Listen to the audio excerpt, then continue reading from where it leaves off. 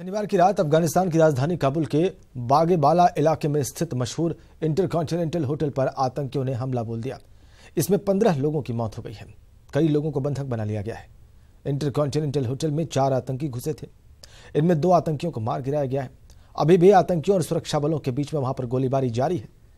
घायलों को काबुल के अलग अलग हॉस्पिटल्स में भर्ती कराया गया है।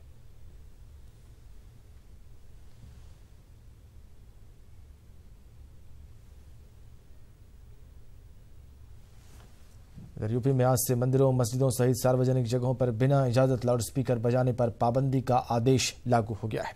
प्रशासन से इजाजत के लिए आवेदन की आखिरी तारीख 20 जनवरी थी। जिन लोगों ने लाउडस्पीकर बजाने की इजाजत को लेकर अर्जी दी है, उन्हें प्रशासन जल्दी ही इजाजत दे देगा। गौरतलब है कि हाईकोर्ट ने यूपी में बढ़ते ध्वनि प्रदूषण को देखते हुए पिछले दिनों मंदिरों, मस्जिदों सहित सार्वजनिक जगहों पर बिना इजाजत लाउडस्पीकर बजाने पर पाबंदी का फैसला सुनाया था और इसके बाद सरकार ने यूपी में बिना इजाजत लाउडस्पीकर बजाने पर पाबंदी का आदेश जारी किया। धार्मिक स्थलों पर इस्तेमाल होने वाले लाउडस्पीकर्स को लेकर एक बड़ा तबका आशंकित है कि कहीं इजाजत के बहाने उन्हें परेशान न किया जाए। हम आपको बता रहे हैं कि किन क्षेत्रों में ध्वनि सीमा क्या है। लाउडस्पीकर की ध्वनि सीमा सार्वजनिक जगहों पर 10 डेसिबल और निजी स्थानों पर 5 डेसिबल से ज्यादा नहीं होनी चाहिए।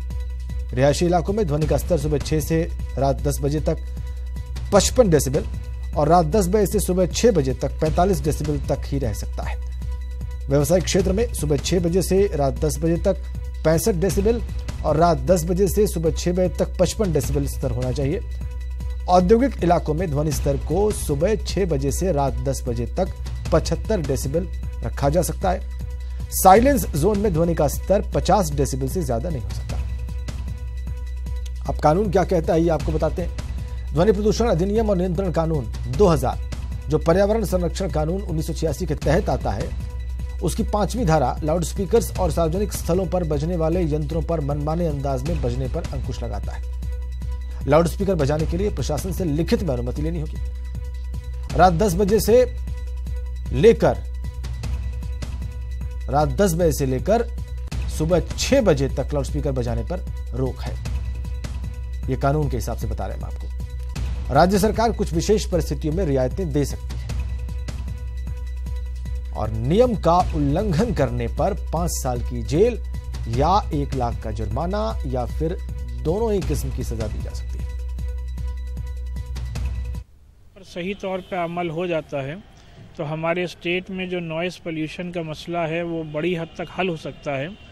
इस नुक्ते नज़र से इस ऑर्डर को हम लोगों ने वेलकम किया है, इस उम्मीद के साथ कि इसका सही तौर पर इस पर अमल दरामद कराया जाएगा और किसी के साथ कोई तासुब नहीं बरता जाएगा और जो लोग भी कानून के तहत परमिशन मांगे उनको परमिशन दी जाए। सरकार को निर्देशित किया है, अब सरकार ने जियो जारी किया है, लेकिन सरकार के प्रति लोगों के मन में जो एक चीज़ बैठी है, क्योंकि ये सरकार का जब इतिहास देखेंगे तो ये सरकार हमेशा धर्मों में बंटवारे की बात, जातियों में बंटवारे की बात, समाज कैसे टूट सकता उस पर बात करते हैं। ये हर सामाजिक मुद्दे को भी राजनीतिक बना देते हैं। तो इसीलिए इस मुद्दे को भी उन्होंने हिंदू और मुस्लिम का रंग देने की कोशिश की। कोर्ट के आदेश के बाद पूरे उत्तर प्रदेश में आज लाउडस्पीकर के इस्तेमाल पर पाबंदी लग गई है। हालांकि जिन लोगों को लाउडस्पीकर का इस्तेमाल करना है उनको प्रशासन को एक रिक्वेस्ट करनी पड़ेगी, फिर प्रशासन इजाज़त देगा।